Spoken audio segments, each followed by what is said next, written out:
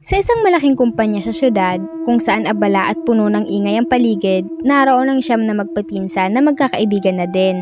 Sina Anika, Dominic, Angge, Alyssa, Yana, ang kambal na sina Biwan at Bito, pati na sina Ian at Mariano. Magkakaiba sila ng departamento. Si Anika ay nasa opisina. Sina Dominic at Mariano naman ay sa bodega. Sina Angge at Alyssa ay sa serbisyo. Si Yana ay sa pananalapi, habang ang kambal at si Ian naman ay sa pangangasiwa. Laging magkakasama ang siyam na ito tuwing oras ng pahinga at uwian. Para silang magkakapatid na laging nagtutulungan at nagdadamayan sa hirap at ginhawa ng trabaho. Isang araw, kumalat ang bulong-bulungan sa buong kumpanya na may dalawang bagong tanggap na empleyado. Sila ay sina Unay at Jana. Sinasabing magkapatid ang dalawa at kapansin-pansin ang kanilang kaanyuan. Maputla ang balat, mahaba at maitim ang buhok, at may mga matang tila nakatitig sa kaibuturan ng iyong kaluluwa. Tahimik lamang sila at bihirang ngumiti, ngunit may kakaibang alindog at ganda na humahatak sa atensyon ng lahat. Si Anika na likas na palakaibigan at mapagtanaw ng malasakit ang unang lumapit sa dalawa. Magandang umaga sa inyo. Ako si Anika at ito ang mga pinsan ko. Huwag kayong mahiya. Kung may kailangan kayong tulong o itatanong tungkol sa trabaho, nandito lang kami. Bate ni Anika nang may ngiti. Tumingin si Jana at Unay kay Anika at ngumiti sila ng bahagya, isang ngiting tila may tinatagong kahulugan. Salamat Anika, napakabuti mong tao, sagot ni Unay. Mula sa malayong lugar kami galing, sa Sitio Kanayunan. Hindi kami sanay sa ingay at gulo ng syudad, kaya salamat sa inyong pagtanggap. Mula noon, madalas nang nakikita ang siyam na magpipinsan na kasama sina Jana at Unay. Unti-unting nagiging malapit ang loob nila sa dalawa, sa kabila ng mga kakatuwang kilos ng magkapatid tulad ng pag-iwas nila sa sikat ng araw tuwing tanghali o ang matalas nilang pang-amoy kapag may dumadaan na tao, ay itinuring pa rin silang mga tunay na kaibigan ng siyam. Hanggang sa isang hapon, habang nagkakape sila, biglang nagsalita si Jana. Alam nyo, malapit ng kapistahan sa aming lugar. Ito ang pinakamalaki at pinakamasayang pagdiriwang sa Sitio Kanayunan. Maraming pagkain, kanta, sayawan at mga palaro. Napapansin namin na pagod na kayo sa trabaho. Bakit hindi kayo sumama sa amin?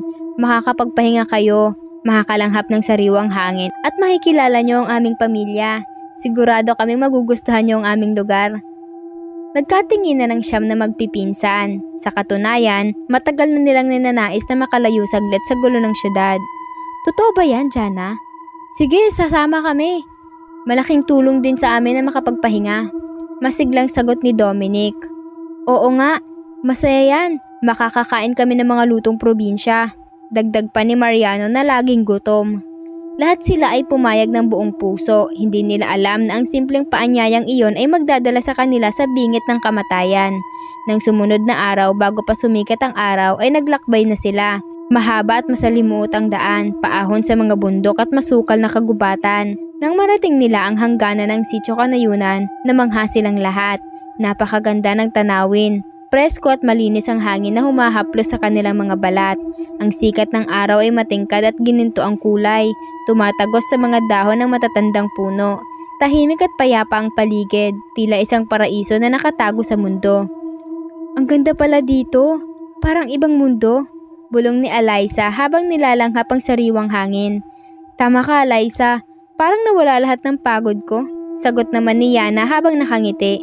Si Biwan at Bito naman, ang kambal na matalas sa pakiramdam at likas na mausisa, ay may ibang nararamdaman. Bagamat maganda ang paligid, may kung anong bigat at lamig na yumayakap sa kanilang balat. Tumingin sila kay Jana at Unay at napansin nilang habang ang lahat ay nagagalak, ang mga mata na magkapatid ay tila nagliliwanag sa tuwa, isang tuwang may halong kasamaan. Maligayang pagdating sa aming tahanan, sabi ni Unay na may malawak na ngiti. Dito kayo manunuluyan. Huwag kayong mag-alala, ligtas kayo dito, habang maliwanag pa ang araw. Hindi nila pinansin ang huling sinabi ni Unay. Ipinakilala sila sa mga tao ng sitio. Lahat ng nakatira doon ay maputla, tahimik at tila laging nakatingin sa kanila ng may pananabik. Ang mga bahay ay gawa sa matitibay na kahoy at kawayan, ngunit ang mga bintana ay maliliit at laging nakasarado. Lingid sa kaalaman ng siyam na magpipinsan, ang Sitio Kanayunan ay kilala sa mga nakakatakot na kwento sa malalayong bayan. Ito ay tinatawag na kaharian ng mga aswang. Ang pamilya ni Jana at Unay, ang pinakamakapangyarihan at namumuno sa lahat ng nilalang na ito. Ang kanilang mga magulang ay ang tinatawag na hari at reyna ng mga aswang, ang pinakamatanda, pinakamalakas at pinakamasama sa lahat. Tuwing kapistahan, nagdadala ang magkapatid na mga bisita mula sa labas upang magsilbing handog at pagkain para sa buong pamayanan. Sinasabing walang sino man ang makakapasok sa sitio na ito na nakakalabas pa ng buhay. Ang lahat ay nagiging pagkain lamang nila. Dahil sa pagod, humiga muna ang lahat upang magpahinga. Ngunit sina Biwan at Bito na hindi mapakali at kakaiba ang kutob ay nagpasyang lumabas saglit ng bahay upang magmasid. Habang naglalakad sila sa likuran ng malaking bahay na tinitirhan ng pamilya ni Jana, narinig nila ang mga boses na nag-uusap mula sa loob ng isang silid na nakabukas ng bahagya ang bintana. Dahan-dahan silang lumapit at nakinig. Ang kanilang narinig ay nagpatayo ng balahibo sa kanilang buong katawan at nagpatigil ng tibok ng kanilang mga puso. "Magaling kayo mga anak." Isang malalim at garalgal na boses ng isang matandang lalaki, ang ama ni Jan at Unay. "Napakarami ninyong nadala ngayong taon. 9 na malalaki at matitibay na katawan. Sapat na ito upang pakainin ang buong sitio sa loob ng 1 buwan. Tumugon ang boses ni Unay na ngayon ay mabagsik at malayo sa boses na nakilala nila. "Madali lamang silang nadala, ma. Sila ay puno ng kabutihan at tiwala sa kapwa. Hindi nila alam na ang kanilang pagiging mabuti ang magiging dahilan ng kanilang pagkawala." Narinig naman nila ang boses ng ina, matinis at nakakakilabot. Kapag lumubog na ang araw at sumapit ang ganap na dilim, magsisimula na ang kapistahan. Ang mga bata at mahihina ay kakainin muna natin ang mga lamang loob at dugo. Kayo ni Jana at ang mga kasama ninyo ay kukuha ng mga puso at atay. At ang pinakamasarap na bahagi, ang mga ulo at utak, ay para sa aming mag-asawa. Siguraduhin ninyong walang makakatakas, walang makakalabas ng kanayunan ng buhay. Nanginginig sa takot at pangingilabot na napahawak ng mahigpit ang kambal sa isa't isa. Ang mga salitang iyon ay parang kidlat na tumago sa kanilang mga kaluluwa. Napagtanto nilang sila ay mga biktima lamang, mga hayop na ihahanda para sa pagkatay. Dahan-dahan at walang ingay tumakas sila pabalik sa kwarto kung saan nagpapahinga ang kanilang mga pinsan. Na makapasok sila, isinara at ikinandado agad ang pinto. Namumutla at nanginginig ang kanilang mga labi habang kinakausap ang iba. "Gumising kayo! Bilis! Kailangan nating umalis dito ngayon din!" Bulong ni Biwan sa garalgal na boses. Nagising silang lahat, nagtataka at naguguluhan. "Ano ba yun, Biwan? Bakit kanya na mukha nyo? May masama bang nangyari?" Tanong ni Dominic habang tumatayo. Lumapit si Bito at ibinahagi ang lahat ng kanilang narinig at natuklasan. "Makinig kayong mabuti. Sina Jana at Unay hindi tao. Ang buong pamilya nila ay mga aswang. Ang buong sitio na ito ay tirahan ng mga aswang. Dinala nila tayo dito hindi para magsaya, kundi para gawing handa sa kanilang kapistahan. Kapag dumilim, kakainin nila tayo. Ang mga magulang nila ang hari at reyna ng mga aswang at sinasabi nila na walang sino man ang dapat makalabas dito ng buhay." Napanganga silang lahat sa gulat at takot. Namutla si Anika at napaupo sa sahig. Hindi maaari. Sila ay kaibigan natin." Sambit ni Anika na hindi makapaniwala. "Kabutihan at tiwala lang ang nakita nila sa atin, kaya madali tayong nalinlang," sagot ni Biwan. "Totoo ang sinasabi namin. Narinig namin mismo ang plano nila. Kailangan nating magplano kung paano tayo makakatakas bago pa lumubog ang araw. Kapag dumating ang gabi, wala na tayong pag-asa." Agad na nagtipon-tipon ang siyam at nag-usap ng mahinhin. Si Mariano na matapang at matalino ang nagsalita. "Kung totoo ang sinasabi ninyo, wala tayong oras para umiyak o matakot. Kailangan nating gumawa ng paraan. Alam niyo ba kung paano sila mapapatigil o mapipinsala?" Tandang-tanda ni Ian ang mga narinig niyang kwento mula sa kanyang lola. Ang sabi ng matatanda, ang mga aswang ay ayaw sa mga bagay na matutulis, maaasim at may matatapang na amoy tulad ng asin, suka, abo at bumbilya. At higit sa lahat, takot sila sa liwanag ng mga krus at anumang bagay na banal. Pero ang pinakamalakas na sandata natin ay ang ating pagkakaisa at ang ating tapang. "Pero malakas sila at marami sila," sabi ni Angge na nanginginig ang boses. "Paano tayo lalaban?" "Hindi tayo lalaban, tatakas tayo," sagot ni Eliza. "Pero kailangan nating maging mabilis at matalino. Aalis tayo bago pa tuluyang dumilim. Ang daan pabalik ay masukal at mahirap, pero kailangan nating gawin yun. Hahatiin natin ang mga gamit na maaari nating magamit bilang panangga, mga patalim, kawayan at kahit anong matutulis na bagay. At higit sa lahat, walang iwanan. Lahat tayo ay dapat makalabas dito ng buhay." Mabilis silang kumilos. Nagtipon sila ng mga matutulis na peraso ng kahoy, lumang bakal at mga asin na nakita nila sa kusina. Nagdasal sila ng tahimik at buong puso, humingi ng gabay at proteksyon. Alam nilang ang bawat sandali ay mahalaga dahil unti-unti nang naglalaho ang liwanag ng araw at pinapalitan na ito ng madilim at nakakatakot na kulay kahel at itim sa kalangitan. Biglang namatay ang lahat ng ingay sa paligid. Ang mga huni ng ibon at galaw ng hangin ay biglang nawala. Napuno ng nakabibinging katahimikan ng buong sitio kanayunan. Ang hangin ay naging malamig at mabigat. Tila ba may amoy na nabubulok na karne at dugo na humahalo sa hangin. Mula sa labas, narinig nila ang malakas at nakakakilabot na tawa, matinis at garalgal na tila galing sa lalamunan ng isang halimaw. Ang mga bisita ay naghahanda na ba para sa ating kapistahan? Boses ito ni Jana. Ang boses na dating malambing at kaaya-aya ay naging boses ng demonyo. Sumunod ang boses ng ama na tila dumadagungdong sa buong kabundukan.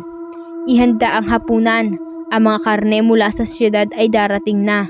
Narinig nila ang mga kaluskos, mga tunog ng mga katawang gumagapang sa bubong at sa mga dingding.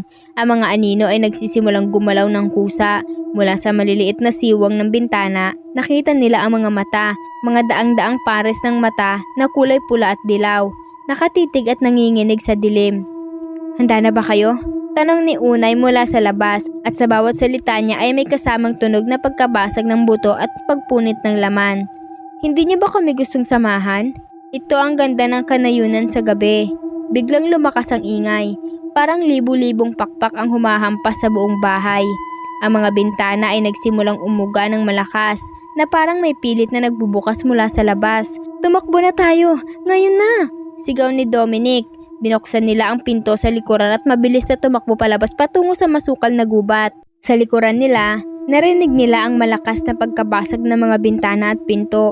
Lumingon sila saglit at nakita nila ang nakakabinging tanawin. Sina Jana at Unay ay nakatayo sa bungad ng pinto, ngunit hindi na sila tao. Ang kanilang mga katawan ay nahati sa gitna. Ang ibabang bahagi ay naiwan sa loob habang ang itaas na bahagi ay lumilipad. May mahahabang dila na parang sinulid na naghahanap ng makakain at may mga pakpak na gawa sa balat at ugat. Ang kanilang mga ngipin ay matutulis at mahahaba, puno ng laway at dugo. Sa likuran nila ay daan-daang iba pang aswang. May maliliit, may dambuhala, may mga lumilipad at may mga gumagapang sa lupa. Lahat sila ay naghahabol at humihiyaw sa gutom at galit. Habulin niyo sila! Huwag niyong hayaang makalampas sa hangganan ng sitio. Sigaw ng hari at reyna na lumilipad sa himpapawid, mas malaki at mas nakakatakot kaysa sa lahat.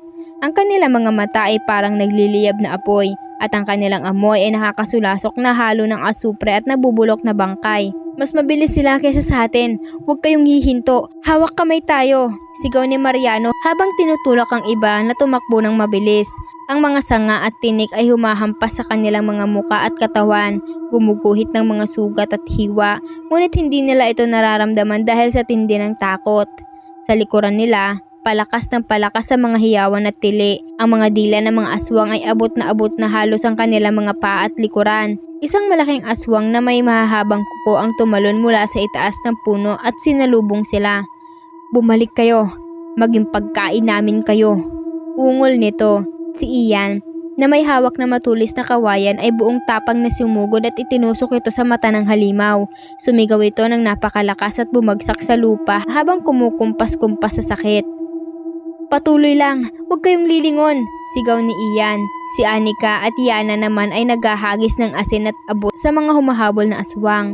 Kapag tumatama ang mga ito sa kanilang balat, nagsisigawan sila at tumatalsik palayo dahil sa hapde at init na tila apoy.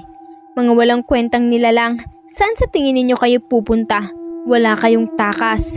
Sigaw ni Jana na lumilipad ng mabilis at nasa ibabaw na mismo nila. Ang kanyang mahabang dila ay sumunggab at halos makuha na si Angge. Ngunit mabilis siyang hinatak ni Eliza palayo habang inihahampas ang isang krus na gawa sa kawayan. Umurong si Jana at sumigaw sa galit. Ano yan? Saan ninyo nakuha ang bagay na yan? Ang liwanag at pananampalataya ay mas malakas pa sa inyong kapangyarihan, sagot ni Eliza habang itinataas ang krus. Ngunit hindi pa sila ligtas. Ang hari at reyna ng mga aswang ay bumaba mula sa himpapawid. Ang kanilang presensya ay napakabigat na tila ba hinihila sila pababa sa lupa. Ang mga puno ay yumuyuko at ang mga lupa ay yumanig sa kanilang galit. Binabalaan namin kayo. Sino mang tataka sa kanayunan ay mamamatay sa masaklap na paraan. Banta ng hari. Ang kanyang boses ay tumatagos sa kanilang buto at utak na nagdudulot ng matinding sakit at pagkahilo. Nang hina ang tuhod ni Biwan at Bito, halos hindi na sila makatakbo. Kuya, ang sakit. Parang pinupunit ang ulo ko. Bulong ni Biwan. Kumapit ka, Biwan. Huwag kang susuko. Malapit na tayo sa hangganan. Sigaw ni Dominic habang inaalalayan ng kambal. Nakikita na nila sa malayo ang isang linya ng mga puno at matataas na damo. Ang hangganan ng Sitio Kanayunan. Sa kabila nito ay ang liwanag ng buwan at mga bituin at ang daan pabalik sa mundo ng mga tao. Ngunit sa pagitan nila at ng kalayaan ay nakatayo sina Unay at Jana. Kasama ang pinakamalalaki at pinakamalalakas na aswang sa buong pamayanan. Ang kanilang mga katawan ay nagbago na ng lubusan. Walang ulo, walang paa, pawang mga pakpak, matatalim na ngipin at duguan na laman. Tapos na ang inyong pagtakas, sabi ni Unay, na ang kanyang boses ay parang galing sa libu-libong bibig ng sabay-sabay. Dito na kayo magtatapos. Dito kayo magiging bahagi ng aming dugo at laman. Napapaligiran na sila. Sa harap ay ang mga halimaw, sa likuran ay ang mga humahabol, at sa itaas ay ang hari at reyna na naghihintay lamang na sumuko sila. Nagtipon-tipon ang siyam na magpipinsan, magkakayakap at magkakahawak kamay. Kahit na puno ng mga sugat, pagod at takot, ay nakita nila sa isa't isa ang tapang at pagmamahal. Kahit dito tayo mamatay, hindi tayo magpapakain sa kanila ng buhay, sabi ni Mariano habang itinataas ang kanyang sandata. Nakilala ninyo kami bilang kaibigan, pero ngayon makikilala nyo kami bilang mga taong lumalaban hanggang sa huli. Kami ay magkakaibigan, kami ay magpipinsan, walang sino man ang maiiwan at walang sino man ang magiging pagkain ninyo. Sigaw ni Anika na puno ng tapang at itinaas nila ang lahat ng kanilang mga sandata, ang mga matutulis na kahoy, bakal, asin at mga krus. Sabay-sabay silang sumugod, ang mga aswang ay sumalakay din, nagkaroon ng matinding gulo at labanan. Ang hangin ay napuno ng amoy ng dugo, ungol at hiyawan. Ang bawat hiwa at bawat sugat ay tinitiis nila para lamang makalayo. Si Ian at Mariano ay humarang sa daan upang harapin ang mga pinakamalalaking aswang habang ang iba ay tumutulak palayo. Si Angge at Yana ay naghahagis ng lahat ng matatapang at maaasim na bagay na kanilang nakuha. Ang kambal naman ay nagtulungan upang hilahin at tulungan ang mga nahihirapan. Nang makita ng hari at reyna na hindi sila natitinag at patuloy silang lumalaban, lalo silang nagalit. Bumulusok sila pababa na parang kidlat upang patayin sila ng minsanan. Hindi ninyo kami mahahamak. Ang Diyos at ang liwanag ay kasama namin, sigaw ni Alyssa ng buong lakas at sabay-sabay silang lahat na nagdadasal ng malakas. Sa sandaling iyon, isang malakas na simoy ng hangin mula sa labas ng hangganan ang humampas sa kanila, malamig, malinis at puno ng liwanag. Ang mga aswang ay nagsisigawan at umaatras dahil hindi nila kayang salubungin ang hangin na iyon. Ang kanilang mga katawan ay nagsimulang umusok at masunog kapag nadadampian ng hangin mula sa labas. Hindi maaari. Huwag ninyo silang hayaang makatawid, sigaw ni John na napuno ng pagkadismaya. Ngunit huli na ang lahat. Sa huling puwersa ng kanilang katawan, tumakbo ang siyam na magpipinsan at sabay-sabay silang tumawid sa hangganan ng Sitio Kanayunan. Sa sandaling tumapak sila sa kabila, parang may pader na lumitaw sa pagitan nila at ng sitio. Ang mga aswang ay hindi na makatawid pa. Nakita nila mula sa malayo ang mga nakakatakot na anyo ni Jana at Unay at ang kanilang mga magulang na nagngangalit, sumigaw ng mga sumpa at pagbabanta, ngunit wala na silang magagawa. Kahit makalabas kayo ngayon, hindi pa ito ang huli. Hahanapin namin kayo hanggang sa syudad. Walang makakatakas sa sumpa ng Sitio Kanayunan, sigaw ng hari habang unti-unting nawawala sa dilim. Nang hina at bumagsak silang lahat sa lupa, pagod na pagod at puno ng mga sugat at pasa, humihingal sila ng malalim habang nakatingin sa madilim at nakakatakot na gubat sa likuran nila. Ang dating maganda at payapang lugar ay isa na ngayong bangungot na hindi nila malilimutan habang buhay. Nagtinginan sila sa isa't isa at nakita nilang lahat sila ay naroon. Walang nawala, walang naiwan. Lahat sila ay buhay. Kamusta kayo? Tanong ni Anika habang lumalapit sa bawat isa. Tumutulo ang luha sa kanyang mga mata mula sa takot at ginhawa. Masakit, pagod, pero buhay. Sagot ni Dominic habang napapangiti ng bahagya sa kabila ng hirap. Buhay tayo, nakaligtas tayo. Totoo nga ang sabi ng matatanda, ang tunay na kaaway ay hindi laging nakaharap sa atin. Minsan, sila ay nagbabalat kayo, nagpapanggap na kaibigan at naghihintay lamang ng pagkakataon upang tayo ay saktan. Sabi ni Bito habang nakatingin sa direksyon ng Sitio Kanayunan. Dinala nila tayo doon dahil sa ating kabutihan at tiwala, dagdag ni Biwan. Ngunit sa huli, ang ating pagkakaisa at tapang ay nagligtas sa atin. Dahan-dahan silang tumayo at naglakad palayo. Palayo sa lugar na iyon. Palayo sa mga halimaw na nagbabalat kayo. Ang bawat hakbang ay mabigat, ngunit puno ng pag-asa. Alam nilang may sumpa at banta pa mula sa mga aswang, ngunit alam din nilang hanggat sila ay magkakasama at nagtutulungan, hindi sila matatalo ng anumang kadiliman. Mula noon, hindi na sila muling bumalik doon. Ang kwento ng Sitio Kanayunan ay naging lihim na lamang nila, isang kwentong nakakapangilabot na nagpapaalala sa kanila na sa likod ng bawat ganda at kapayapaan, maaaring may nakakubling dilim at panganib na naghihintay lamang sa paglubog ng araw. Hello mga mahal! Ang istoryang inyong napakinggan ay pawang-kathang isip lamang. Ganun pa man, huwag kakalimutang magdasal at laging mag-ingat. Huwag din kalimutang i-like, i-share, i-follow ang ating page at mag-comment sa ating story para ma-shoutout kita sa ating mga susunod na upload. Maraming salamat sa pakikinig. Ingat!